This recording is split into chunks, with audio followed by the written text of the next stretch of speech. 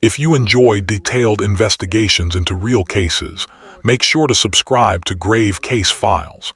Every story we cover delves into hidden truths, unexplained events, and the dark corners of history, stories you won't find anywhere else. Stay with us as we uncover another gripping case. October 17, 1843.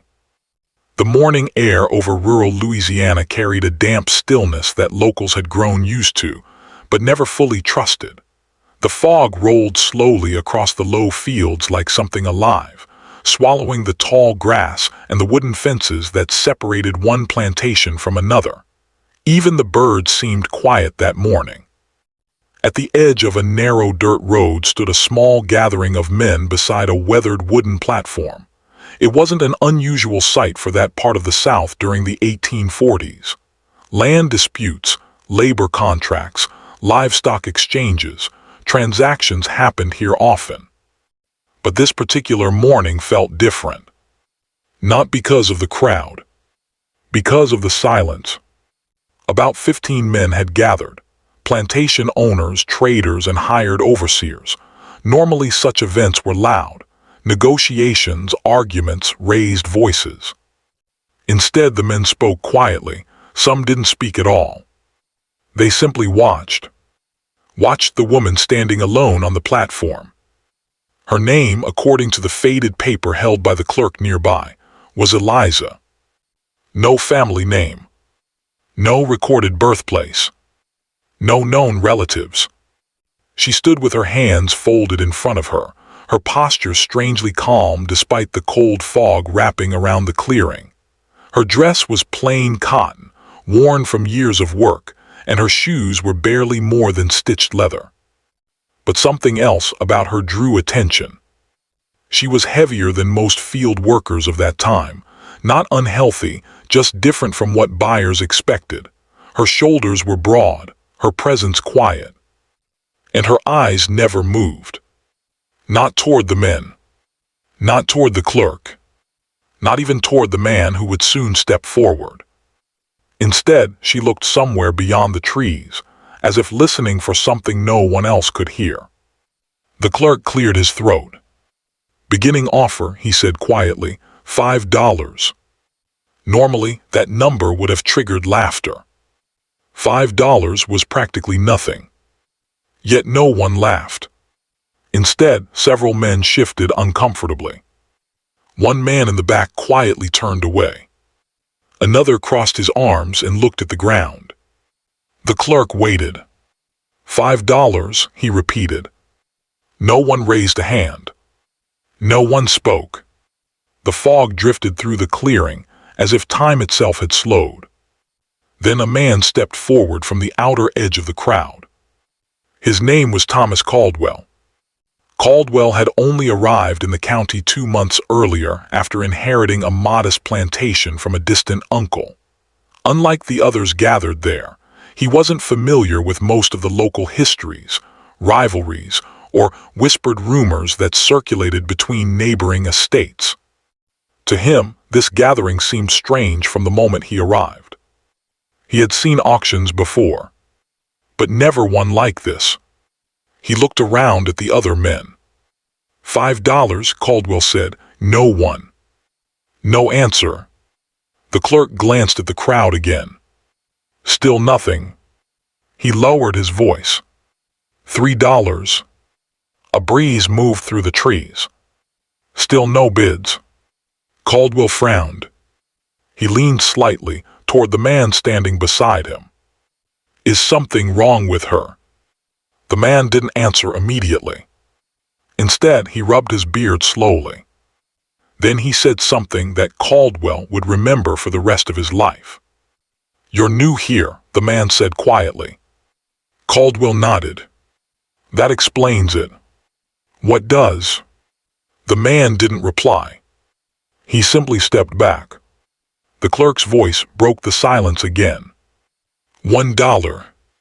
For the first time, a few men shifted uneasily. One of them muttered something under his breath. Another quietly left the clearing. Caldwell looked at the woman again. She hadn't moved. Not once. Her eyes still stared past the trees. A single dollar. Caldwell wasn't a cruel man, but he was a practical one. $1 was less than the price of a pair of work gloves. If the others didn't want her, that meant one of two things. Either she couldn't work, or these men were fools. And Caldwell had never believed rumors without proof. He raised his hand. "I'll take her," he said. The words fell into the fog like a stone into water. Several heads snapped toward him. One man whispered something sharply. Another muttered, "God help him." The clerk blinked. "You're bidding?" "Yes." "For $1. Caldwell nodded. "I said I'd take her." The clerk hesitated longer than expected before writing Caldwell's name onto the paper. Then he struck the small wooden gavel against the platform. "Sold." The sound echoed strangely across the empty field. Eliza finally moved. Not much. Just enough to turn her head slowly toward Caldwell. For the first time, their eyes met. Caldwell expected anger, or fear, or relief. Instead, what he saw was something far more unsettling. Recognition. As if she had already known this moment would happen. As if she had been waiting for him specifically. And then she spoke her first words. Her voice was quiet, almost gentle. "You shouldn't have done that." Caldwell raised an eyebrow. "Why not?" She looked past him toward the trees again. Then she said something that caused two men in the crowd to immediately leave the clearing. "Because," she said softly, "they know what happens to the men who take me." The clerk stopped writing. The fog thickened around the platform. And for the first time that morning, Caldwell began to realize that the silence surrounding this woman had never been about her weight. It had been about something else entirely. Something every man in that clearing already understood. Something Caldwell would soon discover himself. 3 days later, one of his workers would vanish, and the investigation into Eliza's past would uncover a trail of disappearances stretching across 3 counties. But on that October morning in 1843, Thomas Caldwell still believed he had made the simplest purchase of his life. He was wrong. If you appreciate detailed investigations like this, you're watching Grave Case Files. Subscribe and join us for more real case deep dives. Because what Caldwell would discover over the next week would turn a quiet Louisiana plantation into the center of one of the strangest rural investigations the county had ever recorded. And it would begin with a missing lantern in the field behind his barn. October 20, 1843. The fog returned 3 nights later. Thomas Caldwell noticed it the moment he stepped outside the main house just after sunset. The plantation grounds were quiet in the way rural properties often were once the workday ended. The last wagon had been parked beside the tool shed. The horses had been fed. Lanterns glowed faintly in the small cabins scattered along the edge of the property. But something about the stillness that evening felt heavier than usual. Caldwell stood on the wooden porch and looked across the fields that stretched toward the dark tree line. The land itself had once belonged to his uncle, a man he barely knew, and when the property passed to him earlier that year, Caldwell accepted it with little hesitation. A working plantation meant steady income. At least that was the plan. He had only begun learning the rhythms of the place when the strange auction took place 3 days earlier. Since then, his thoughts kept returning to the woman named Eliza. She had said very little during the ride back to the property. In fact, she had spoken only once. "You shouldn't have done that." Caldwell had asked her what she meant, but she gave no explanation. The wagon wheels creaked along the dirt road while she sat quietly beside the driver, staring at the trees as they passed. When they arrived, Caldwell assigned her light work in the kitchen area, until he could determine what she was capable of doing. The house staff had watched her carefully that first evening. Whispers moved through the building almost immediately. Some of the workers recognized her. Others only recognized the rumors. Caldwell overheard fragments of conversation as he passed through the back hall. "That's her. I thought she was gone. Why would anyone bring her here?" He confronted one of the older workers the next morning. "What are they talking about?" Caldwell asked. The man avoided eye contact. "People talk about many things," he replied. "That's not an answer." The man hesitated. Then he said something that left Caldwell more confused than before. "Sir, some things follow people." Caldwell dismissed the comment. Rumors spread easily in isolated communities. He had seen it before. A single unexplained event could grow into a story large enough to frighten an entire town. But by the third night, the rumors began to feel less like stories and more like warnings.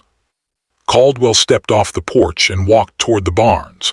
One of the lanterns near the main path flickered weakly in the wind. He noticed something unusual almost immediately. Another lantern farther down the path was missing. It normally hung from a hook attached to a fence post beside the lower field. Now the hook was empty. Caldwell frowned. Lanterns didn't simply disappear. He walked closer, scanning the ground. The dirt path showed several sets of footprints from earlier in the day, but near the fence, the soil looked freshly disturbed. Someone had been there recently. He looked toward the cabins. A faint light still burned in most of them, but one window remained dark. Caldwell recognized the cabin. It belonged to Samuel. Samuel had worked on the property longer than anyone else there. According to the records left by Caldwell's uncle, Samuel had been responsible for supervising the field crews during harvest season. Reliable, quiet, experienced. Samuel also carried the lantern that was now missing. Caldwell approached the cabin and knocked once on the wooden door. No answer. He knocked again. Still nothing. He pushed the door open slowly. The room inside was small, containing a narrow bed, a wooden table, and a trunk near the wall. The blanket on the bed had been pushed aside as if someone had stood up quickly. Samuel's coat was gone. So were his boots. But he wasn't inside. Caldwell stepped back outside and looked toward the lower field again. The fog had thickened across the ground, forming pale layers that moved slowly between the rows of crops. It was possible Samuel had simply gone to check something. But workers rarely walked into the fields alone after dark. Caldwell turned toward the main house. "Eliza," he called. She appeared moments later in the doorway of the kitchen entrance, her posture calm as always. "Yes. Have you seen Samuel tonight?" Her expression didn't change. "No. He's missing." She looked toward the field, then toward the empty hook where the lantern had once hung. The silence between them lasted longer than Caldwell expected. Finally she spoke. "Did he take a light?" "Yes." She nodded slowly. Caldwell felt irritation rising in his voice. "You sound like you expected that." Eliza didn't answer immediately. Instead, she stepped down from the porch and walked a few feet closer to the edge of the yard, staring into the fog that had spread across the plantation grounds. Then she said something that made Caldwell pause. "It always begins with the first one." Caldwell crossed his arms. "What does that mean?" She looked at him. "You should bring everyone inside tonight." "That doesn't answer my question." "Please," she said quietly, "bring them inside." Caldwell stared at her. The strange calm in her voice unsettled him more than if she had sounded afraid.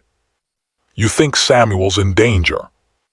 "I think," she replied slowly, That the others will follow him if you don't stop them.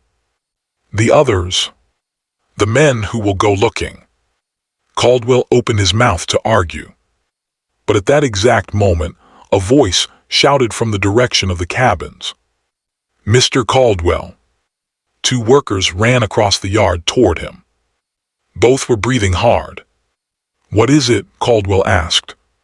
One of them pointed toward the field. "We saw a light moving out there." "A lantern?" "Yes." Caldwell looked again toward the fog-covered rows stretching into the darkness. "Probably Samuel." The workers exchanged uneasy glances. "It wasn't walking like a man," one of them said. Caldwell frowned. "What do you mean?" The man hesitated. "It stopped moving," he said, "then it started again somewhere else." Before Caldwell could respond, another worker joined them. "Samuel hasn't come back," he said. Caldwell sighed. "All right, two of you come with me." Eliza stepped forward quickly. "No." Caldwell turned toward her. "No. Don't follow the light. That's where Samuel is." She shook her head slowly. "That's where it wants you to go." The workers behind Caldwell shifted nervously. One of them whispered, "Sir, maybe we should wait until morning." Caldwell glanced between them. The fog continued rolling across the field like a slow tide. Then, far in the distance, a faint glow appeared between the rows. A lantern, moving slowly. Caldwell pointed toward it. "There." The workers saw it too, but something about the movement made them uneasy. The light drifted sideways across the rows, then paused, then appeared again farther away, as if whoever carried it was not walking in a straight path. Eliza's voice remained calm behind them. "That's not Samuel." Caldwell ignored her. "Come on," he said to the workers. They grabbed 2 spare lanterns from the fence. The small group stepped into the field. Behind them, Eliza remained standing near the house, watching. The fog swallowed the men within seconds. From the porch, she could still see the glow of their lanterns drifting slowly into the distance. Then she whispered quietly to herself, "It's begun." An hour later, only one of those lanterns would return to the plantation yard, and the man carrying it would be too terrified to speak for nearly 2 days. Because somewhere beyond the rows of crops that night, they had found Samuel's lantern, burning on the ground. But Samuel himself was gone, and the footprints surrounding the lantern did not belong to just one man. They belonged to many, all of them leading deeper into the swamp beyond Caldwell's land, and none of them leading back out. October 21, 1843. The lantern returned just before dawn. Not all of them. Only one. The sky above Caldwell's plantation had just begun turning from black to a pale gray when a figure appeared at the far edge of the yard, stumbling slowly out of the fog that still clung to the fields. Thomas Caldwell had not slept. After entering the lower field the previous night with 2 workers, Jacob and Martin, the 3 men had followed the strange lantern light for nearly 20 minutes before the fog thickened so severely that the rows of crops disappeared around them. Then the light vanished completely. At first Caldwell believed whoever carried it had simply turned away. But Jacob insisted something else had happened. "It jumped," he said. Caldwell remembered the exact words. The light didn't walk away, it jumped. They searched the field until their own lanterns burned low. But Samuel was nowhere to be found. Finally, Caldwell ordered the men back to the house. Jacob and Martin returned with him. 2 others, Andrew and Caleb, had volunteered to continue searching along the edge of the swamp behind the property. They took 1 lantern, and they never came back. Now, as the gray light of early morning spread across the plantation yard, Caldwell stood near the porch staring at the approaching figure. It was Jacob. He moved unevenly, one hand gripping the lantern handle so tightly that his knuckles had turned pale. His clothes were damp from the fog. Mud covered his boots, and his eyes were wide in a way Caldwell had never seen before. "Jacob," Caldwell called. The man stopped walking. He looked at Caldwell but said nothing. "Where are the others?" Jacob slowly lifted the lantern. Inside the glass chamber, the flame flickered weakly. "They went in," he said. Caldwell stepped closer. "Who went in?" Jacob swallowed. "The swamp." Caldwell felt irritation rise in his chest. "I told everyone to come back to the house." Jacob shook his head slowly. "They followed it." "Followed what?" "The light." The words hung in the cold morning air. Caldwell studied the man's face carefully. Jacob had always been steady, not easily frightened, but something about his expression now suggested a level of fear that had settled deep enough to hollow out his voice. "Where are Andrew and Caleb?" Caldwell asked again. Jacob pointed toward the distant line of dark trees behind the fields. "They kept walking." "Why didn't you go with them?" Jacob's grip tightened on the lantern. "I did." The silence that followed stretched across the yard. Finally Caldwell spoke again. "And?" Jacob looked down at the ground. "We found Samuel's lantern." Caldwell's attention sharpened immediately. "Where?" "Near the swamp trail." "Was Samuel there?" Jacob shook his head. "No." "What about footprints?" Jacob hesitated. Then he slowly lifted his eyes. "There were many." Caldwell frowned. "How many?" Jacob seemed to struggle with the answer. "I don't know." 10. "More." 20. Jacob didn't respond. Instead, he said something that made Caldwell feel a cold weight settle in his chest. "They were all walking in circles." Caldwell stared at him. "Circles?" Jacob nodded. "Like people who didn't know where they were going." The wind moved quietly through the trees behind the plantation. Caldwell folded his arms. "That doesn't make sense." Jacob said nothing. Caldwell continued. "Andrew and Caleb followed the tracks." "Yes." "And you stayed behind." Jacob shook his head again. "I followed too." "Then why are you here?" Jacob finally looked toward the swamp. His voice dropped lower. "Because I heard someone walking behind me." Caldwell waited. Jacob continued. "At first I thought it was Andrew. But it was." Jacob's breathing grew slower as he remembered. "No." "What did you hear?" "Footsteps." "From who?" Jacob stared at the lantern in his hands. "I don't know." Caldwell stepped closer. "Did you see anyone?" Jacob shook his head. "No." "Then why did you leave the others?" The answer came quietly. "Because the footsteps were matching mine." Caldwell felt a slight chill move across his arms. "Matching?" Jacob nodded. "When I stopped walking, they stopped too." The yard remained completely silent. From the porch behind them, the door creaked open. Eliza stepped outside. She had been awake long before sunrise. Watching, listening, waiting. She looked at Jacob for several seconds before speaking. "Did you hear breathing?" she asked. Jacob's head snapped toward her. His expression changed immediately. "Yes." Caldwell turned. "What breathing?" Jacob's voice became unsteady. "Right behind me." Eliza nodded slowly. "And when you turned around?" Jacob swallowed. "There was no one there." Caldwell rubbed his forehead. You're both speaking like this is some kind of ghost story." Eliza didn't respond to the remark.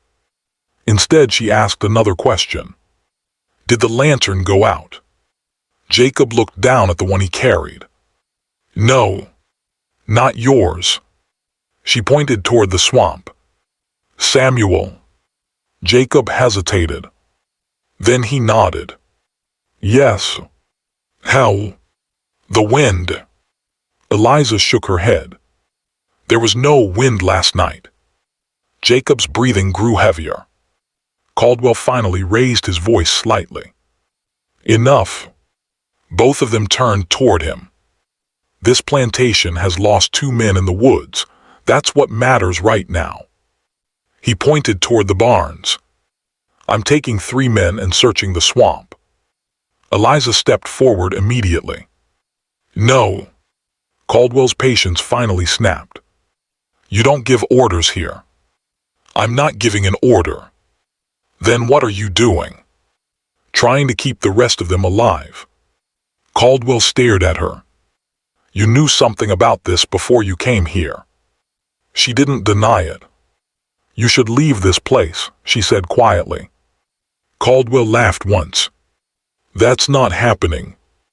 "Then at least don't go into the swamp." "And why not?" Eliza looked toward the dark line of trees behind the fields. Then she spoke words that neither man would forget. "Because the swamp doesn't take people." Caldwell frowned. "Then what does?" Eliza answered calmly. "The thing that lives inside it." The wind moved again through the branches. Caldwell shook his head. "Enough superstition." He turned back toward Jacob. "You're coming with me." Jacob didn't move. "I'm not going back there." Caldwell's voice hardened. "You don't have a choice." Jacob's eyes filled with something close to panic. "Yes, I do." He placed the lantern on the ground. Then he stepped backward. "I'm leaving this place before night comes again." Caldwell watched him walk toward the road without stopping him. The yard grew quiet once more. Only 2 people remained standing there. Caldwell and Eliza. After a moment, Caldwell spoke. "You've seen this before." "Yes." "Where?" 3 other plantations." Caldwell's expression darkened. "And what happened there?" Eliza's voice remained steady. "The same thing that's happening here." Caldwell waited, but she didn't continue. Finally, he asked the question himself. "What happens next?" Eliza looked directly at him. "More lanterns will go into the swamp tonight." The fog began lifting slowly from the fields. Morning sunlight touched the roof of the main house. But the dark trees beyond the plantation remained shadowed and silent. And somewhere deep inside that swamp, 2 missing men were still walking, following a light that none of them were carrying. And that light was slowly leading them farther away from the world they knew. October 21, 1843, late afternoon. The fog that had covered the plantation through the night finally lifted as the sun climbed higher in the sky.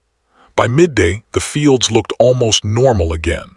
Workers moved through the rows quietly, finishing tasks that had been left undone the previous evening.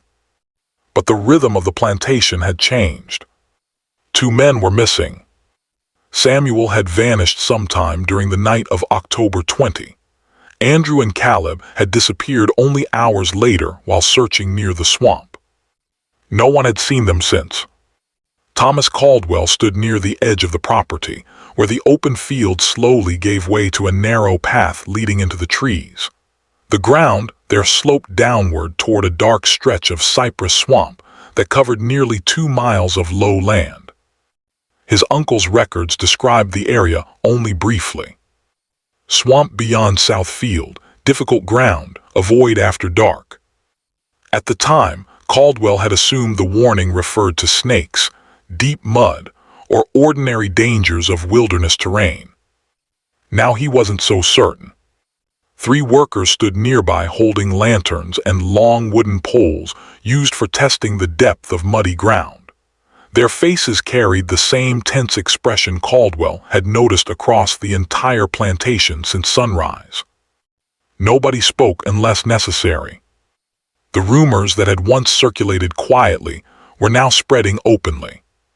A missing lantern, strange lights in the field, footprints that circled without direction, and Eliza. Many of the workers had begun watching her carefully. Some refused to stand near her. Others whispered that she had brought something with her when Caldwell brought her onto the property. Caldwell himself had spent most of the morning reviewing the old plantation ledgers left behind by his uncle. He hoped to find something, anything, that might explain the strange tension surrounding the land. But the records offered little. Crop yields, equipment purchases, worker assignments, nothing unusual. Yet the swamp appeared in the records more than once. Always in short notes. Do not send men past the old trail. Lantern lost near southern trees. Strange noise reported by night watch. Each note was written years apart, and none of them contained any explanation. Now Caldwell stood at the beginning of that same trail. Behind him, the plantation yard was quiet. Ahead of him, the trees waited. "Sir?" The voice came from Martin, one of the workers holding a lantern. "You still intend to search?" Caldwell nodded. "We're not leaving 3 men out there." Martin shifted uneasily. "Daylight won't last forever. That's why we're going now." Another worker spoke. "What if she's right?" Caldwell glanced back toward the main house. Eliza stood on the porch, watching them from a distance. "She's guessing," Caldwell said, "just like everyone else." But the worker shook his head. "She knew about the breathing." Caldwell didn't respond. Instead, he lifted one of the lanterns and stepped onto the narrow trail that led into the swamp. The air changed almost immediately. The temperature felt cooler beneath the thick canopy of cypress trees. The ground grew soft and uneven, forcing each step to be placed carefully between patches of standing water and dark mud. The workers followed closely behind him. The path itself was barely visible, marked only by broken reeds and older footprints left by previous travelers. About 50 yards in, Caldwell noticed something lying near the edge of the trail. A boot. He walked closer. It belonged to Samuel. The leather was coated with thick swamp mud, but Caldwell recognized the stitching along the side. He picked it up and examined the ground nearby. "Tracks," Martin said quietly. Caldwell lowered the lantern. The mud clearly showed several sets of footprints. Some pointed deeper into the swamp. Others circled around the same patch of ground again and again, as if the men had walked there for a long time without choosing a direction. "Why would they stop here?" one worker asked. Caldwell didn't answer. Because something else caught his attention. A lantern lay half buried in the mud several feet away.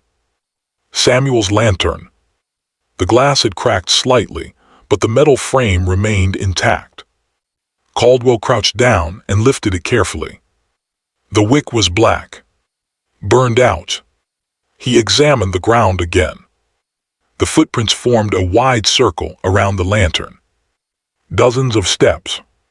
Perhaps hundreds. "Looks like they were turning around it," Martin whispered. Caldwell slowly stood. "That doesn't make sense." "No," Martin said quietly, "it doesn't." Then another worker pointed deeper into the trees. "Sir, look." A new set of footprints led away from the circle. 2 men, walking side by side. "Andrew and Caleb," Caldwell said. The tracks moved steadily toward the deeper swamp. Caldwell hesitated only a moment before following them. The ground grew worse with every step. Pools of black water covered large areas between the tree roots, and the air carried the sour smell of wet leaves and rotting wood. The workers' lanterns cast weak light between the trunks. The trail twisted several times before opening into a wider patch of swamp, where the ground dipped slightly lower. Caldwell stopped suddenly. Something lay ahead. At first it looked like a pile of dark cloth, half submerged in mud. But as the lantern light reached it, the shape became clearer. It was Andrew. He lay on his side near the base of a fallen tree, his coat soaked, and his hands buried deep in the mud as if he had tried to pull himself forward. "Andrew," Martin shouted. The man didn't move. Caldwell stepped closer. For a moment he feared the worst. But then Andrew's chest rose slowly. He was alive. Barely. They rolled him onto his back. His eyes opened weakly. For several seconds, he stared at the lantern above him without speaking.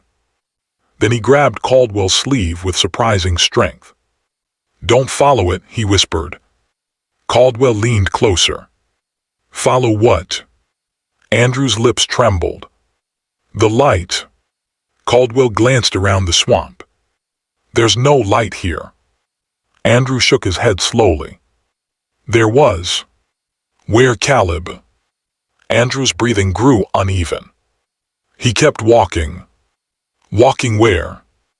Andrew lifted one trembling hand and pointed deeper into the swamp. "After it."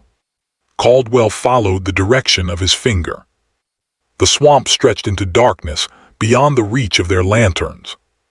"What was he following?" Caldwell asked. Andrew's voice barely rose above a whisper. "The other lantern." Caldwell frowned. "There are no other lanterns." Andrew closed his eyes for a moment. Then he said something that made the workers around him step back. "Yes, there are." He opened his eyes again.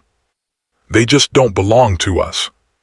At that exact moment, far beyond the trees, a faint glow appeared. Another lantern, floating slowly through the swamp. And it was moving toward them. The faint glow in the distance moved slowly between the trees. For a moment no one spoke. The swamp had been silent except for the soft sound of water shifting around tree roots and the distant calls of birds settling for the evening. But now the men stood completely still, their lanterns held high as they stared toward the approaching light. Thomas Caldwell narrowed his eyes. At first he assumed it was Caleb. That would have been the simplest explanation. Caleb had continued deeper into the swamp following whatever strange trail Andrew had described.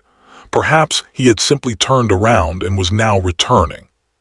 But something about the movement felt wrong. The lantern drifted between the trees in an uneven pattern.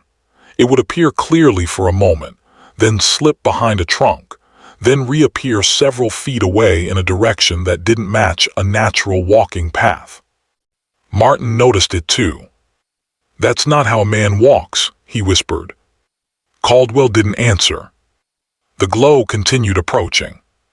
Behind them, Andrew suddenly grabbed Caldwell's arm again. "Don't let it get closer," he whispered. Caldwell turned toward him. "If that's Caleb, we need to help him." Andrew shook his head violently. "That's not Caleb." His voice carried a level of certainty that unsettled the others. "Then what is it?" Caldwell asked. Andrew didn't answer. Instead he tried to sit up, but his strength failed and he fell back into the mud. The lantern light in the distance moved again. This time it stopped. The men watched as the glow hovered between two tall cypress trees, roughly 30 yards away. No figure stood beside it. No hand held it. The lantern simply hung there, suspended. Martin stepped backward. "Sir." Caldwell forced himself to remain calm. "Probably hanging from a branch." But even as he said the words, he realized something else. There were no branches low enough to support it. The lantern hung almost at the height of a man's chest, and the tree trunks around it were bare. The swamp grew colder. A faint breeze moved across the water, sending small ripples through the dark pools scattered around their feet. Then the lantern began moving again. Not toward them, but sideways, gliding slowly through the trees deeper into the swamp. The workers watched it in silence. One of them spoke quietly. "It wants us to follow." Caldwell shook his head. "We're not chasing lights through a swamp." He turned back toward Andrew. "We're getting him out of here first." The men carefully lifted Andrew to his feet. He could barely stand, but with support on both sides he managed to move. They had taken only a few steps back toward the trail when a voice echoed faintly through the trees. "Help!" The men froze. Caldwell turned around immediately. "Caleb!" The voice came again. "Help!" It sounded distant, weak, but unmistakably human. Martin looked toward the deeper swamp. "That's him." Andrew's grip tightened on the man supporting him. "No." Caldwell frowned. "That's Caleb's voice." Andrew shook his head. "That's what it wants you to think." The voice echoed again, this time slightly closer. "Help me." Caldwell's instincts took over. "Stay with Andrew," he told the others. "I'm going to find him." Martin stepped forward. "I'll come with you." Andrew tried to protest, but his voice was too weak to rise above a whisper. Caldwell and Martin turned toward the direction of the voice and began moving carefully through the trees. Behind them, the remaining workers slowly guided Andrew back toward the main trail. The swamp seemed darker now. Even though the sun had not fully set yet, the heavy canopy above blocked most of the remaining daylight. Caldwell raised his lantern higher. "Caleb," he shouted. For several seconds there was no response. Then the voice came again. "Here. Closer now." Martin pointed. "Over there." They moved toward a patch of low ground where the water reached nearly to their boots. The lantern light revealed a narrow clearing between the trees, and someone was standing there. Caleb. At least it looked like him. He stood with his back turned, shoulders slightly hunched, staring toward the deeper swamp. "Caleb," Caldwell called. The figure didn't move. "Caleb." Slowly the man turned. The lantern light revealed his face. It was Caleb.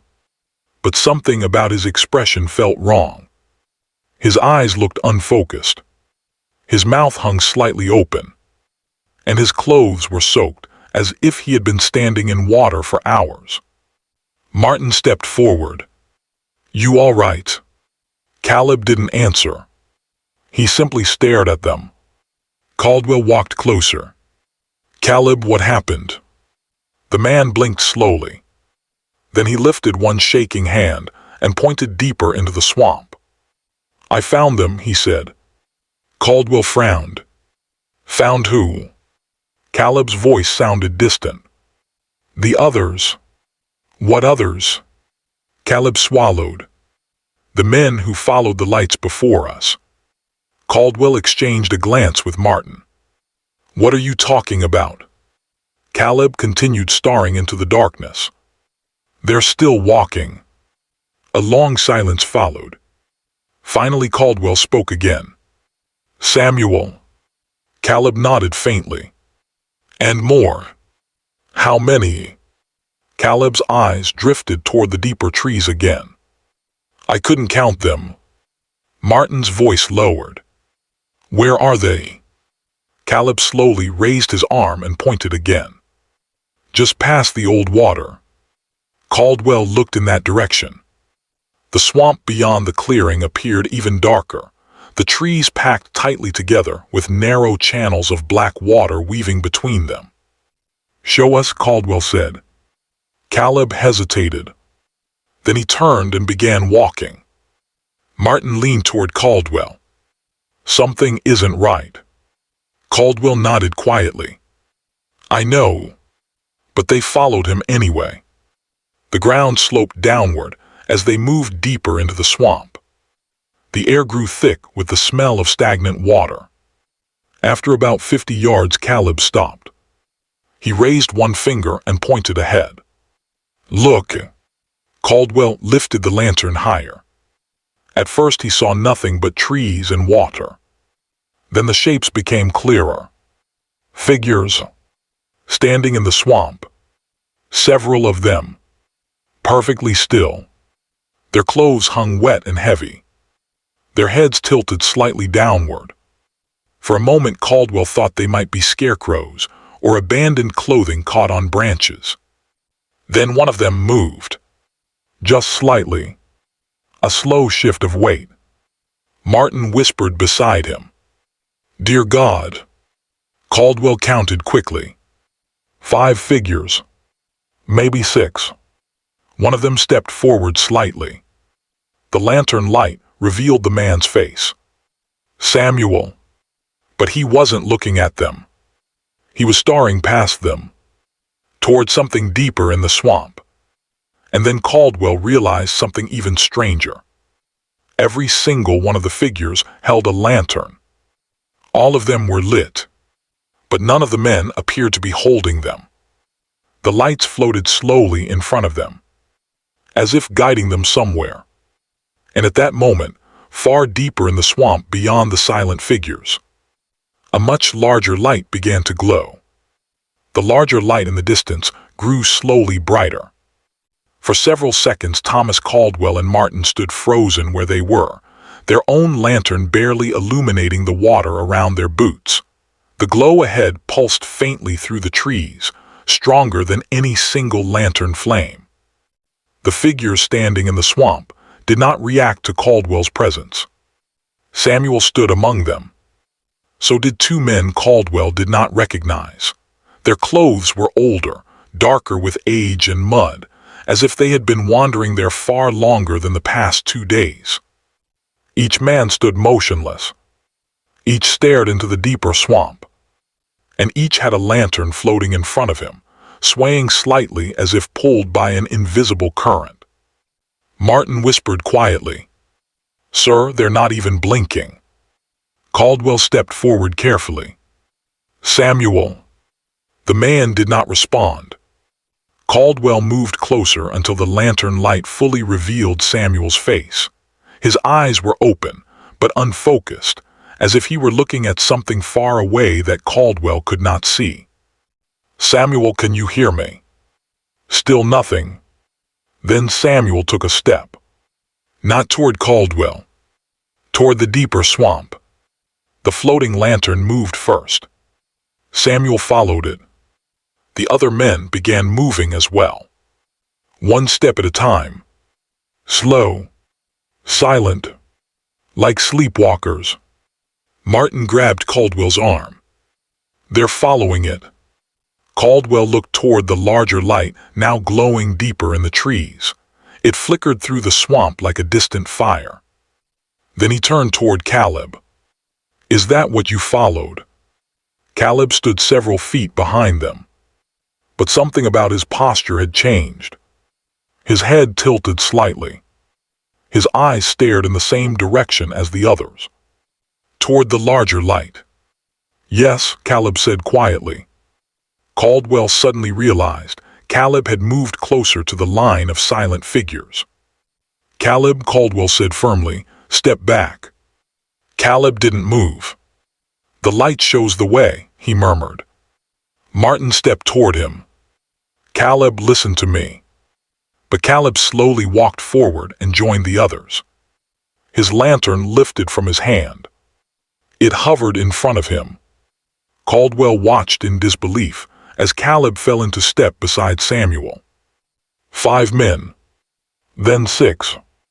All moving deeper into the swamp. The floating lanterns glided ahead of them like distant stars guiding travelers through darkness. Martin whispered, "We have to stop them." But Caldwell knew something had already gone far beyond reason. "Samuel," he shouted again. This time Samuel paused. For the first time since Caldwell had arrived, Samuel's head slowly turned. His eyes focused briefly, and in that moment Samuel seemed aware. His lips moved slightly. "Don't follow," he whispered. Then the lantern pulled forward again. Samuel turned back toward the deeper swamp, and the group continued walking. The larger glow ahead brightened further.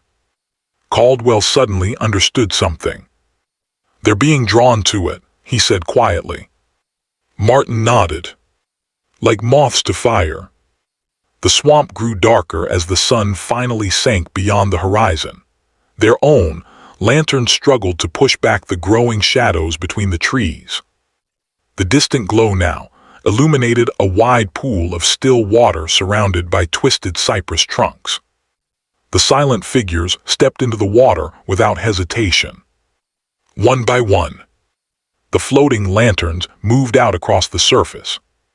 Samuel followed, then Caleb, then the others.